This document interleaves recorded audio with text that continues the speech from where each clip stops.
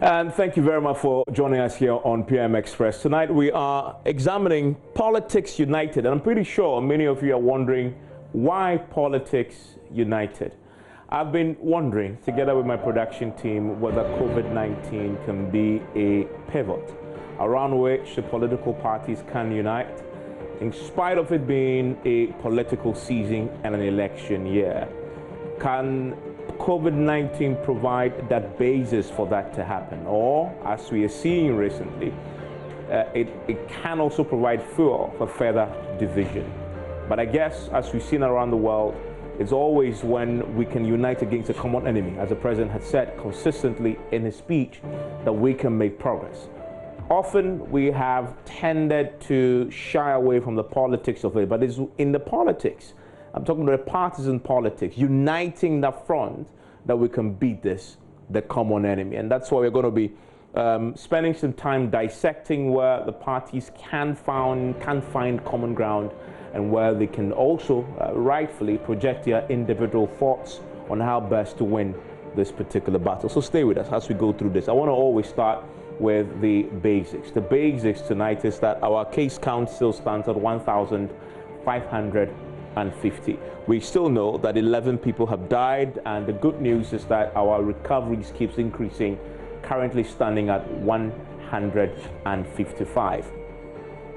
The regional balance still remains what we know it from the weekend, which is that Ashanti region and Greater Accra plus the Eastern region remains the major hotspots, with the Greater Accra leading quite significantly with 1,347 there. And so those are the three key hotspots, as we see the Volta and OT region coming up quite strongly. We've been told, primarily because of some intersections that have been made, because of people who are trying to cross into Ghana illegally, being aided by fellow Ghanaians. And the president had talked about patriotism being absolutely critical in a time such as this. Now, we see that northern region is also climbing. Cases recorded last week bringing it to 13. We see upper west, upper east, also 2 northeast. 8 northeast remains 2 there. Let's look at what the parties have said and are doing about this particular virus. We've seen the NDC presenting a team of experts to assist the government on the fight, and this is something that I'm curious to interrogate so far. The team was set up with a clear set of objectives. I'm wondering, weeks on, what is the assessment from the NDC of the impact that the COVID-19 team they put forward had made? Not only in an attempt to assist government, but in an attempt to assist the state national effort to win this particular war against this common enemy. We'll try and explore that tonight if you stay with us. Also tonight, we've seen that the NDC has also been offering suggestions to the ruling party on what to do in dealing with the pandemic. They've been in government before. All across the world, political parties are chipping in with suggestions. It's up to the government to take some. We've seen the NDC say that the government had adopted some of the suggestions that they've made. That's a good thing. The NDC is also educating the public on personal safety against the coronavirus, which is a good thing. They are investing in that. We need that. There can be a glut of information on the best approaches to follow in protecting ourselves and keeping ourselves and our loved ones safe. And so this is, I guess, one of those areas where the parties can work together. But are they doing this enough? We'll try and explore that. Now, the MPP also has the government has put in place a number of measures, and you can read into it as you want. This is an election year, but this is absolutely important. We've seen 50% salary increment for frontline health workers. We've also seen this year, of course, the water bills being absorbed by the government, plus also the story with the electricity as well, provisions of the stimulus package to businesses amounting to some 600 million cedis that they provided. Also, provision of meals for needy during the 3-week lockdown generated some controversy, but all in good cause. The NDC did same. I've seen actually Samir Uku and his colleagues from the NDC together on the ground, sharing food to those who need it. That's what we're encouraging during this period. Yes, it's a campaigning period, but can the political parties find common ground around COVID-19 for the national good? We'll explore that a bit more. Suspension of the pending parliamentary primaries. You've seen that COVID-19 has done that. We'll look at this. We'll also start by looking at yesterday when the president addressed the nation. Some of the policies that he announced, for example, building more than 80 health facilities in districts across the country without hospitals yet, is raising a few eyebrows. Building 6 regional hospitals. All these have become the subject of some controversy today. The NDC is alleging that that was a campaign address, not a national one, with the COVID-19 in mind. And so we're going to be exploring this. Are the two major political parties united in the fight against the coronavirus? If they are not, how can they cooperate? Because we are by no stretch of the imagination out of the woods yet. We'll need both sides working together in sync, in parliament, in government, in opposition, if we're going to win this. Stay with us as we explore that here on Future.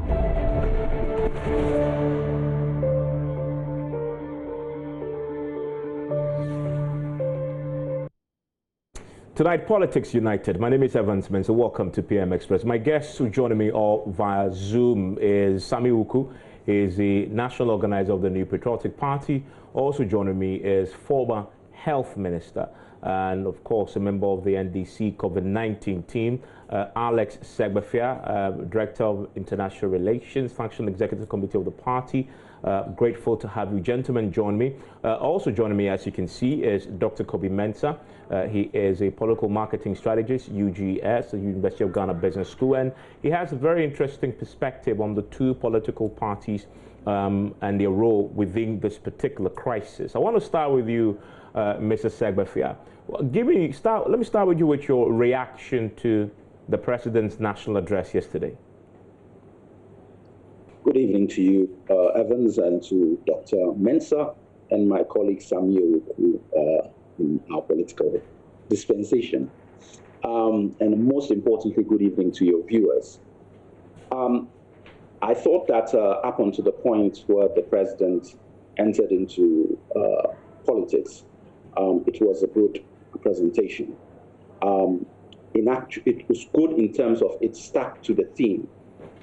Encouraging Ghanaians to keep faith, trying to unite us as a country, trying to ensure that we took cognizance of the figures and trying to espouse to us what the strategy of government was in terms of what they were doing. I think that it took a downward spiral, unfortunately, when we entered into the era of hospital or infrastructure, health infrastructure.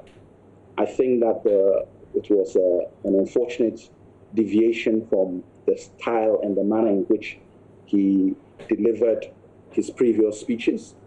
And he opened a political door which should not have been opened, I believe, coming from him. Because if you want to unite us and you start talking about health infrastructure, which cannot even be done as an immediacy, and in actual fact, you do not have a budget for it yet.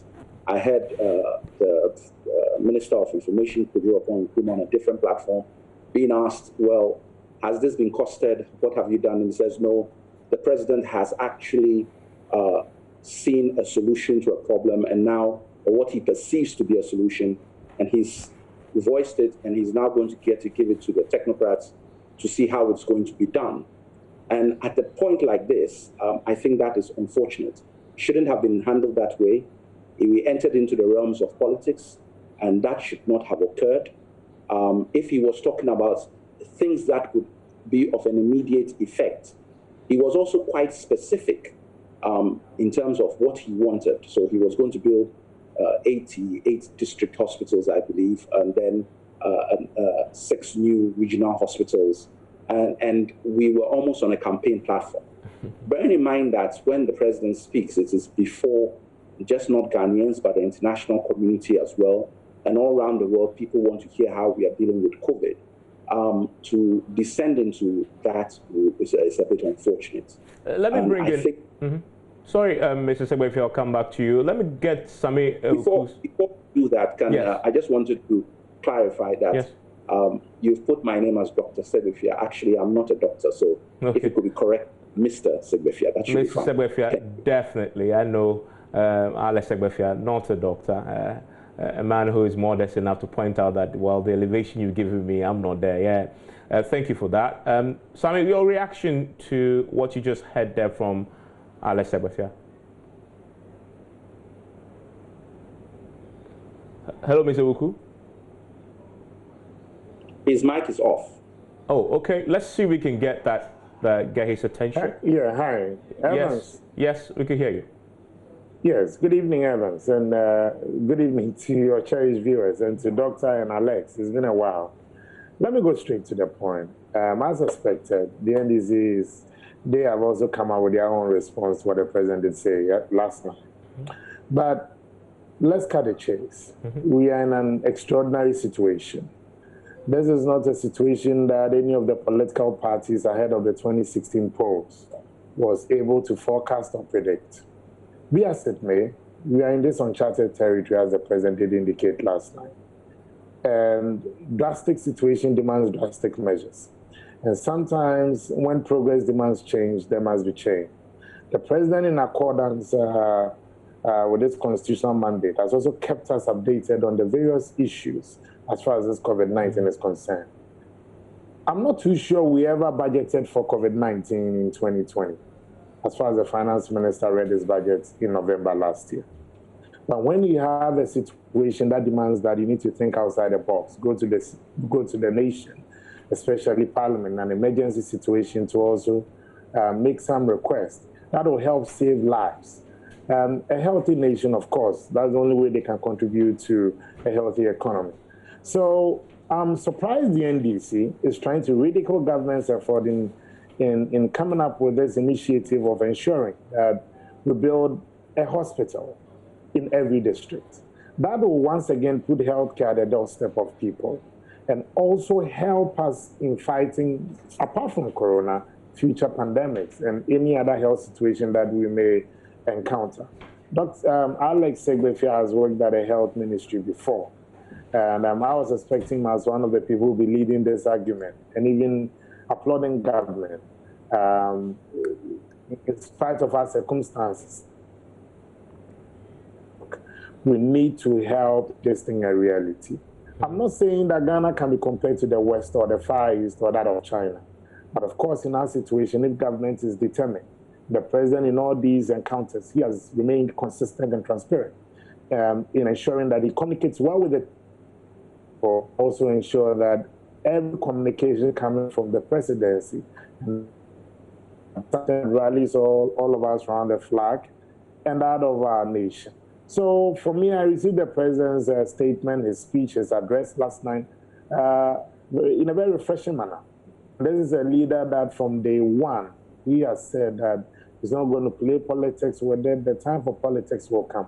But let's get out of this pandemic, and then we can articulate our views on political situations. I mean, Dr. Koby Mensa, you've been analyzing this. Where do you stand on it? The NDC suggests, and as we've heard Mr. Segbefi articulate, that yesterday it turned a bit like a political platform and a political message. Of course, some people could disagree that the president was uniting us all for a common enemy. What do you say to these two opposing conclusions on the back of what we saw last night? Thank you. Let me say hi to Alex and Sami, obviously two fantastic guys I know.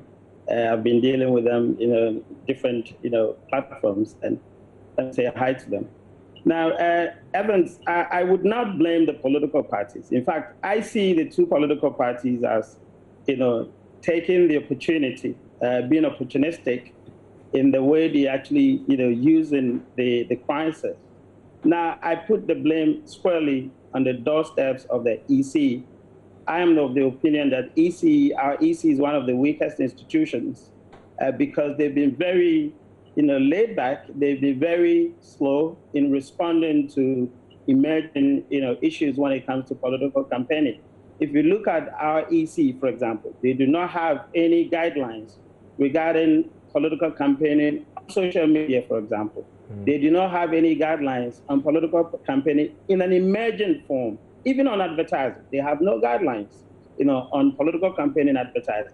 So when they see, a campaigning, they can't see one because they have no clue what is actually termed as political campaigning. Now, I'm sitting here as an academic, so I would use my theoretical understanding to analyze issues. And there is a theory called signaling. Signaling simply means that when there is information asymmetry, i.e. you don't have enough information, you use certain heuristics, as in certain shortcuts, certain cues to make analysis. And so we don't know the intentions of the MPP, we don't know the intentions of the NDC, we don't know the intentions of the president. However, we can use the way that they carry themselves, in order to actually understand what they're trying to do. And from my perspective, not only the president doing campaigning, but the NDC is also doing campaigning. Let us be very honest in our analysis. Now, but that is exactly because the EC has failed to actually address the issue from the beginning. When some political parties actually, drew the attention of the EC that there is a possibility of campaigning in this event, in this crisis, I'd never heard the EC coming forward to say, well, we're going to actually check that. I never heard the EC putting out some guidelines to say, okay, in these processes, we expect people not to do A, B, C, D. They never came out with such a guideline. What do you expect political parties to do? Political parties, whenever they get the opportunity, they will use it as a campaign platform. So for me, I think that the EC has failed to actually put these parties on the line of, kind of respecting the rules of engagement and making sure that whoever actually, flouts that rules of engagement is dealt with. As we speak now, there's a whole lot of, comments on social media that depicts that people think that political parties are campaigning. Have you ever heard anything from the EC? Has the EC come up with any, query or any kind of guidelines or any statement cautioning the political parties not to use this crisis as campaigning? No, we haven't heard that. Now, if you think that the political parties are not campaigning, why don't we hear NADMO? NADMO is the National Organization for Disaster Management and Disaster Relief, isn't it? Now, why don't we have NADMO at the forefront of, helping those who are actually in distress or those who are actually negatively affected by COVID and making sure that they're getting reliefs in terms of food, in terms of other things to the vulnerable people. Why don't we have that? But we see political parties at the forefront of distributing these, food stuff, these reliefs, to the people. That tells you that they're in campaigning. Nobody can convince me that these two parties are not campaigning. They're fully fledged campaigning. And for me, I will even go to the extent that they're actually buying votes. Because what do we see in vote buying? We see vote buying as people, political parties throwing goodies to the people in order that they can actually influence them. And if you look at what we call associations, brand associations, usually when people actually... I think we've lost him, have we? Okay, I want to see if we could get that rectified very quickly. Do we have him back? He's lost him. Okay, we'll try and re-establish contact to him. But Samir, he's raised a very important point. I'll try and clarify that shortly with him about the president. But I want to go to Mr. Segbefia. Mr. Segbefia, he makes the point that even the opposition party, your party, you're also taking advantage of the crisis to campaign. He mentions directly that he sees vote buying in the attempt to share food and share goodies during this particular time. Your candidate, John Dramani Mahama, has been very persistent in also holding his own public engagements, directly speaking to the nation, almost replicating what the president does once a week. What's your reaction to that? I think that we have to put this thing in perspective. There's a very thin line between being patriotic and campaigning. So yes, you have a situation where our flag bearer decides that there should be 20,000 packs of food given to people in need. But he insists that it goes to the traditional rulers and the assemblymen to distribute. Local MPs from both sides of the political parties have been branding items that go out, have been giving out food. And at their level, it's very difficult to say you're going to stop them from doing what is an inherent part of their structure. But at the top level, at the leadership level, you have to look at the type of language the person uses. You have to see the actions the person takes. And because the flag bearer represents a very large proportion of people in terms of the NDC party, his voice carries a lot of weight. That is why even the president invited the political parties, because he knows the influence that the political parties can put in place. Although I agree predominantly with a lot of what Dr. Mensa says, I think he's shying away from placing responsibility in one area where it's very important. The nature of our system is that the president, in terms of power, in terms of stature, and in terms of position, is the #1 gentleman of the land. He actually sets the example, and we follow. It is not whether the person has been a former president, it is the president of the day. And that's why I categorically said, when he moved yesterday into that political angling, he then opened the door, which, yes, you have political parties and others tinkering with, and I hear what Dr. Mensa says, but some level of criticism for the actions of the president must be meted out, because he has now created the impression that, no, well, it's all political season.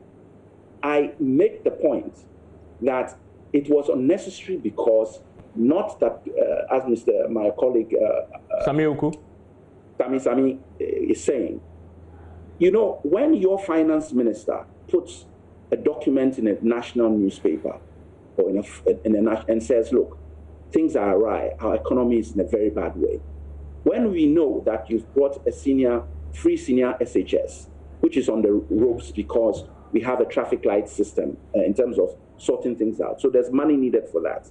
When we know that oil prices have dropped and we are now an oil producer, we require that type of money.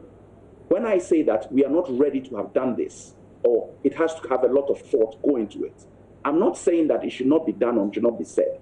It should not, one, it should not be said on that particular platform, which is the platform of COVID-19. And two, if he had said this, say, for example, when he was talking to the Ghana Medical Association or even to the church leaders, I would not have taken too much, we would have taken some, but not as much as when he's saying it on a platform that is for a particular purpose, dealing with something that is affecting all of us in a way that we are concerned about. Because it even somewhat diminishes the importance of what we are dealing with. Now we have brought COVID-19 by the first gentleman on the land into a political sphere. And that for me is unfortunate. Let me get clarity from Dr. Koby Mensa, and I'll come to Sami Uku. Dr. Koby Mensa, did you see the president last night? I'm talking specifically about the president's last night's address. Did you see him at any point campaigning also, using the platform that he had yesterday? Yes, of course. I mean, don't get me wrong. I didn't see the president only campaigning yesterday, but I've seen the president campaigning all through, to be honest with you. Now, how do I actually say that? Now, if you look at, the nature of the address itself, and in marketing, we have something called captive audience. The president has the entire country to himself. He's always addressing the country alone without any media intrusion. I mean, who actually asked the president any questions during the briefings? No one. All right? Elsewhere, we see the briefings being, done in the midst of journalists, people asking questions and seeking clarity, or seeking, some details about how things are done. In these our presentations or our briefing, the president actually speaks alone, and after the speech, you find, political communicators of the administration, issuing sound bites of the president's speech, circulating that on social media and becoming the agenda for discussion, and it goes through the whole week. Now, that is a campaign. You can't actually tell me that that's not a campaign. Now, I see also the opposition party, and I've said also, that you see the former president in the lead of the distribution of the relief items. If the NDC had actually set up a committee to deal with COVID, why should the former president actually be at the forefront as well? That's a question. Now, I believe that if the two parties wanted, this not to be a campaigning moment, they could have actually left it with the institutions that are actually responsible. So to answer your question, the president has been campaigning, or the administration has been campaigning from day one. Okay. If you look at the environment surrounding the briefings, you could actually tell that there is, some kind of subtle way of making sure that they can appeal to the people in a way that they could actually look good when comes, the election. Let me quickly bring in Samuel. Samuel, so what's your reaction to that? That the president has been campaigning all along? I find the position of both Dr. Mensa and that of Alex a bit interesting. First, let me start with Alex. Alex finds a sitting president in the midst of a pandemic, determined to take his people out of it, and also, in the case of our circumstances, promising that we need to build more healthcare facilities. He finds out of the president's position political, and open the political door for campaigning. But strangely, does not find the opposition leader doing door-to-door and sharing goodies that of campaign. I find this very hypocritical. But let me deal with the substance of the matter. These hospitals that are going to be built, which they will be built, these hospitals are not going to serve the purpose of just NPP members, not members of Nana Addo Dankwa Akufo-Addo's family. These are hospitals going to serve the Ghanaian people for years to come, and going to be an enduring legacy for our state. You can say for this administration, just as we've had previous administrations and what they left for our country. Again, throwing goodies around, I'm not too sure what this means by throwing goodies around. You have a situation where when you declare a lockdown, there are people caught in that net who cannot on their own fend for themselves. There are people who sleep in the kiosk. There are people who struggle to make even 10 cities a day. There are people that their basic livelihood depends on daily basis commuting between their homes and that of our township so that their bread could be buttered. If government decides that let's provide for these people some hot meals a day or some dried fruits in a pack, so that they can at least also make ends meet. And we find this position very political. So basically, maybe the opposition was telling us that we should have led people to their fate. But I tell you what, I'm not too sure I saw Alex during the lockdown when the Ghana COVID-19 private sector fund, people decided to get people around there for us to help them with the distribution of power. I was involved together with some top NPP leaders. So, did I also see Marietta Bureau of the NDC, that's of their youth leader, that's of their deputy youth leader, that's of their deputy women organizer, and a host of the people from the NPP side. We did undertake and distributed food for people that we never asked of their political inclination, affiliation, or where they congregate. In all this, we were blinded by the fact that these are Ghanaians and we needed to take care of them. That has been the position of the NPP. Dr. Mensa did say that he was expecting NADMO to be at the forefront of the food distribution. I need to also bring this to your notice. NADMO, in conjunction with the Ministry for Local Government and Rural Development, and that's of the Gender Ministry, they were of distributing part of the food. The other part, we had a faith-based organization, both Christian and Muslim, also using the mosque and that of our churches to also reach out to the vulnerable in society. I reject any claim that government was using this as an avenue to play politics. The time for politics will come.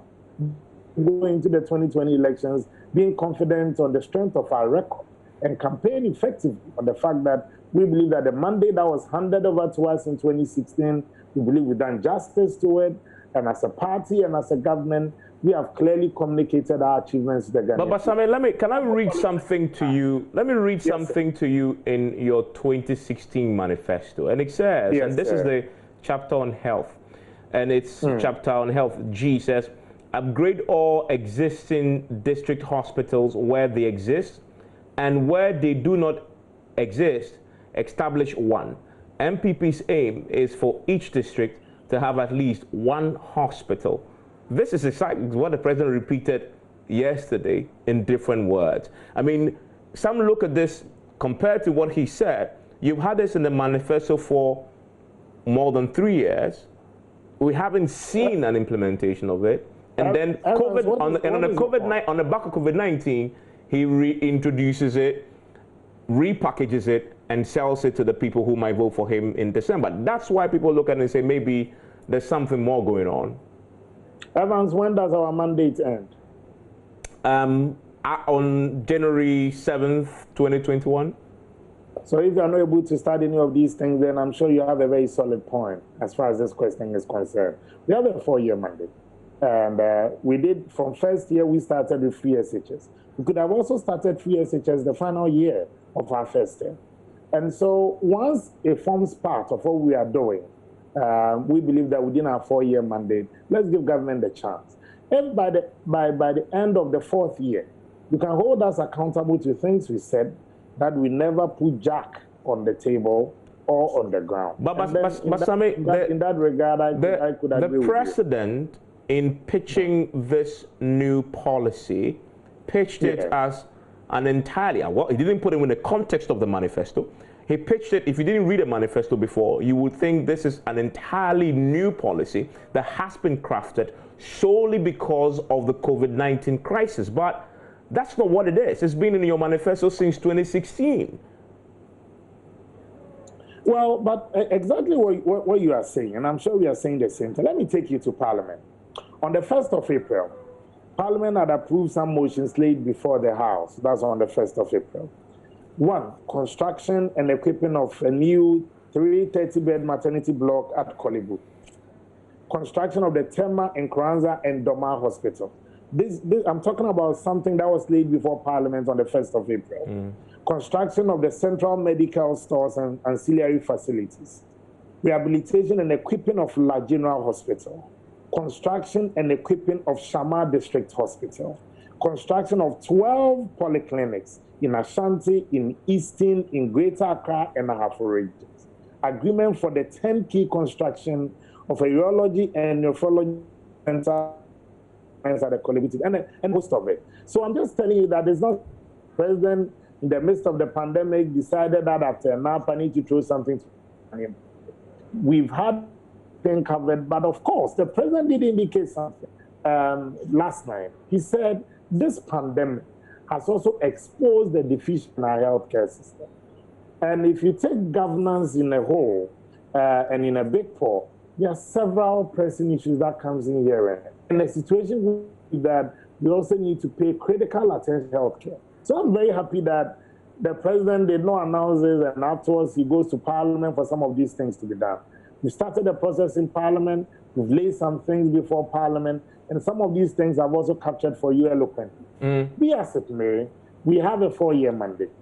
And by 5th or 6th of December, the NDC do believe that we haven't been honest with the Ghanaian people, item after item, promises made, promises delivered, promises failed, then we can have a serious discussion on that. Yeah. Of course, it will sound a bit interesting and quite funny for the NDC to play politics with this. A president who sits on the throne is not able or should be barred from, of course, advocating for something that will put healthcare at the doorstep of people. But the opposition leader should be applauded for embarking on a door-to-door to distribute goods. I find that hypocritical. Yeah, I mean, Mr. Sebefia, that question that Samuel is asking is an important one. I mean, as we explore how to unite the parties for the common fight against a common enemy, he makes the point that your leader is also, and of course, Dr. Koby Mensa has made the same, he's also taking the opportunity to also campaign. I mean, one good turn deserves another. I mean, if you accuse the president of campaigning, you must at least admit that John Dramani Mahama is also doing same within the context of the crisis.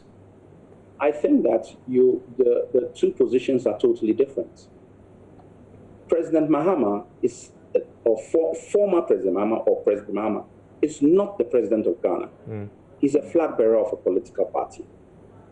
And so long as he stays within the rules of what is happening, the president should be the one saying, you're setting a bad example. If you all believe that he was setting a bad example, what he should have been saying yesterday is, this ABC that has happened is not right, we should not be doing it. But part of the reason why that was done was it was to demonstrate that the food sharing should be done with physical distancing being the main thing. So if you watch, he's done it once in the Ga area and in Greater Accra, and he did it to demonstrate that you can actually give food to people in their homes without large crowds and people and things happening. And he had absolutely no intention to also make political capital out of that. The fact that that happens, every statement we make now, this program is a political program. Yeah. The two of us here are doing politics. But there's a level and extent to which politics goes. As we get on air and we speak, we are all doing a certain level of politics. Perhaps with the exception of Dr. Mensa, and even some will argue, if he goes one way too much, Samuel Kuku say, I don't like what he and this guy are saying. So he's already put Dr. Mensa in a particular corner. So everybody does politics. If you ask too many hard questions, you will also be put into another category. So at a certain level, we all do politics. But the person who should not be seen to be doing it, if we are saying it is not right, at this stage, is the president. And he can never use the fact that others are doing it as an excuse to also do it. Because in actual fact, the worst part of it is that what he was doing is not achievable in the time span. He said he'll do it within a year. And it is not achievable. It is just, so in actual fact, it is that kind of what we call, excuse my language, cheap promise. You throw it out in the air. And you have other things that you must, as Samuel who rightly points out, you must finish before the 4 years. And your finance minister is already screaming to everybody who would listen that things are not too good. So there's already problems in the house. How come you come up with 90-something odd new hospitals? So this was clear politics. And it was not covert. It wasn't couched. It was overt politicking. And that, I think, and many, if you listen to social media, you go onto the radio, everybody saw it for what it was. It was unfortunate. It should not happen. I'm going to take a quick break. Dr. Koby Mensa, when I return, and just on the back of what I've just heard here from Mr. Alessegbefia, I'm curious to know, so what role has the president in building that cross-party consensus to fight this common enemy? He's consistently used that phrase, that we have a common enemy, and politics should not divide us.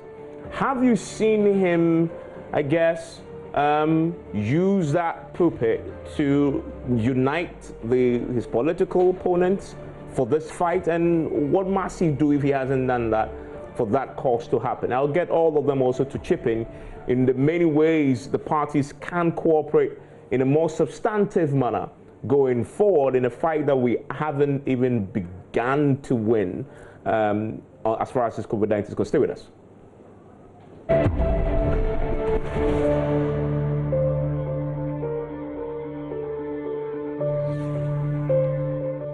And my guests joining me via Skype, and they've been with us since the start of the program. Very interesting conversation about Politics United is Dr. Koby Mensa with the University of Ghana Business School, the national organizer of the governing New Patriotic Party, Samuel Uku, and also Mr. Alessegbefia, who is a former health minister. Dr. Koby Mensa, to you next. I mean, just before the break, we heard Mr. Alessegbefia make the point about the president is the one who cannot be seen to be using the crisis as a basis to campaign for office, for political office and for votes. But I wonder, I mean, we all agree that the parties to win this war against the common enemy must unite some way, somewhat. I wonder what role the president has in that, and has he seized the moment to unite? Yeah, thank you, Evans. I think that the president, did from the beginning. I saw when he invited the leaders of all the political parties to Jubilee House. That was fantastic. But to me, I think it turned out to be a photo op, photo opportunity, because the actions afterwards didn't actually look like, that's exactly what, the president actually wanted. Because I was expecting, for example, the president perhaps to announce as part of the national effort, perhaps leaders of these political parties into that national campaign. Because when it comes to national crisis, which is a national common enemy, of course, you need to have leadership from all the, structures of society into perhaps one common, committee or into one common organization, just as, Sami, for example, and Alex is actually saying. Of course, the ones that we saw were somehow informal. But if we wanted a national response in that sense, as we're talking about bringing together the nation, you would expect a kind of formal arrangement where there is an expressive invitation of the leadership, both sides, and then of course civil society, into one common institution to make sure that they can execute. Now, beyond the pictures, we didn't actually see any action. Now, I was also expecting, for example, that maybe the president, in commending private sector-led coalition, for example, in the COVID response, in commending perhaps the leadership of the opposition in some of his address to say they're actually performing or they're actually helping. But of course, you could see that because the president perhaps sees their effort as campaigning, he's also sort of taking backseat in kind of appreciating that kind of effort. I haven't actually seen any other country where, or I haven't actually heard any story where the opposition is actually in the fight with the government in power, making sure that they can actually solve this issue. Of course, we can see that, but of course, because the intention, perhaps the president doesn't see it as a genuine intention, why does he have to actually acknowledge, to his disadvantage? He wouldn't do that. So I think that both sides perhaps could have actually seized the opportunity to make sure that we offer a common front. Now, I'm always concerned because, you see, this country stands on one national value, which is leadership. This is actually exemplified by the idea that we were the first country to Sub-Sahara to achieve independence. And then again, to push on towards united, Africa. Now, leadership is our core value as a nation. Now, beyond that, you have freedom and justice. So for me, if other countries are not doing it, we need to take that bold step to demonstrate how incumbent administration can work hand in hand with the opposition, or opposition can work hand in hand with the incumbent in office. So for me, the opportunities were there. There were some kind of expressive ways of doing it, but it didn't actually go beyond the photo ops. I mean, I heard Samir, for example, talking about the idea that NADMO, for example, was at the forefront. Now, if you check the news coverage, if you check the visibility or the publicity of this coverage, I'm telling you, the mention of NADMO is nowhere.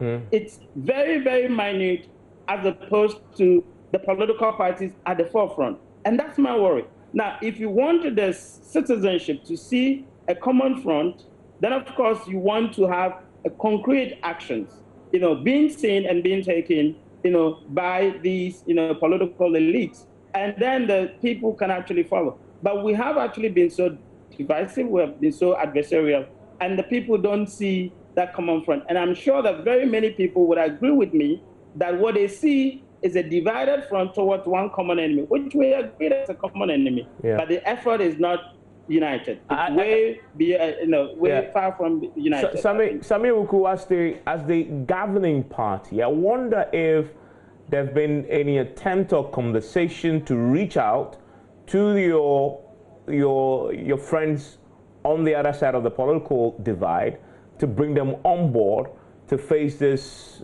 fight together, and to fight this enemy together.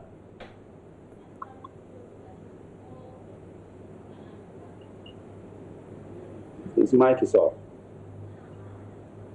First of all, let me correct an impression that the NADMO and that of agencies of state, they haven't been at the forefront of this distribution. Doc, they've been at the forefront of it. I've seen the Director General himself. I've seen that of his membership and that of his directors across the country. I had the opportunity of being in the Eastern region when they were even having the market disinfestation exercise. And you could see NADMO was at the forefront of it. I'm not too sure how you want it to be more pronounced. Maybe NADMO should be speaking. I don't speak for NADMO, but that's a very valid point. That you also want to see the NADMO communications outfit also eloquently also trumpeting what they are doing in support of this COVID-19 effort. But again, let me go back to Alex, my very good friend Alex. Alex, I'm not too sure you've been following Mr. Mahama, the former Ghanaian leader, on the store. When he gets to places and you are talking about teaching people social distancing, that's what I'm saying. I'm not too sure how well you've been following his trips. But he gets there, he hands over the boxes and asks the people to open the boxes for him so that they check out what's in the box, the food and all that. So for photo opportunities and the ops and all that, that is campaigning, that is politicking. But it's very difficult to separate these things from campaigning. So I can understand the difficulty of that of Evans and that of Doug. But you, Alex, and I, you know that for everything that the president does, especially around this time, regardless of how well we try to convince you, you are clear in your mind that it's being done for votes or in exchange for votes. So it will be very difficult to convince you on that. But we have maintained, and that's of the president, he has maintained that his major objective is to fight the common enemy that we all face. The people who have been affected, the excess of 1,500 Ghanaians, I'm not too sure we know the political affiliations of these people. The first and foremost that we all must be concerned about is Ghanaians have been affected by this. And that is what we are so much preoccupied with. When it gets to the political time, we will. But the Evans, again, I wonder because of time. I guess I have no doubt that you agree that uniting for this fight is important. Let me wrap up. Evan, just 30 seconds. Let me wrap up on this point. When the president extended invitation to political parties and the leadership, Mr. Mahama was conspicuously absent. So if you are saying that you're asking what government or the ruling party is doing in extending that hand of friendship to our brothers on the other side to come on board, what the NDC chose to do was to put together a COVID-19 response team with no resources, with absolutely no clear-cut dimension on what they were supposed to do. If you're a doctor or if you're at the front line, you need to either join your professional bodies, whether Ghana Medical Association, the psychologists and all that were being mobilized by their professional bodies. If you check the NDC COVID-19 response team, tell me which midwife that you even find there. It's only doctors who are the front line. You have radiologists, you have nurses, you have so many people that together you form the frontline workers of this health crusade. So I want the NDC to come again. Let me bring in Alex then. Let me bring out Alex because of time. Mr. Secretary, he makes an important point. So the COVID-19 team has been in place for a few weeks now. What have they achieved really? Evans, I will not be distracted by his question. We've answered that question numerous times. And if the answer is not going to, I'm not just going to be distracted by that. I'm going straight to the main issue. The main issue is what the president did yesterday. And for me, I'm saying this. You don't go on a platform and start talking about hospitals when you haven't met your own campaign promises. Yeah, Mr. Murphy, I know that is important, and you've touched on it on the show. But if you may, before we wrap up, do you see any means through which the NDC can cooperate meaningfully with the government or the ruling party to create a sense of unity in fighting this common enemy? Very briefly, if you may. Dr. Koby Mensa answered the question. That's why I don't want to waste time on it. If you invited and put together a team that was going to involve everybody, that would have solved the problem. It was not done. What has that got to do with a meeting of political leaders where the chairman of the party is present? A member of the COVID-19 team is present, and the chairman of the COVID-19 team is present.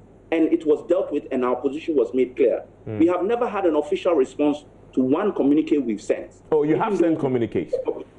So even when we put in communiques, we don't get official response. Okay. But we continue to do our bit to help. And most of the suggestions we make, we know they read it because it comes out subsequently. Okay. Many of the suggestions made by the flag bearer, many of the suggestions made by the COVID team are followed. And we know that we're reading the stuff and doing stuff that we need. Yeah. So for us, that is enough. Okay, your way of cooperating with the party. Oh, but I'm grateful, Alex Ebefia. I'm grateful, Sami Wuku. I'm grateful, Koby Mensa Doc, for joining me on this. And this is a conversation that we need to have more to see how the parties can come together for this particular fight against a common enemy going forward. We know this is going.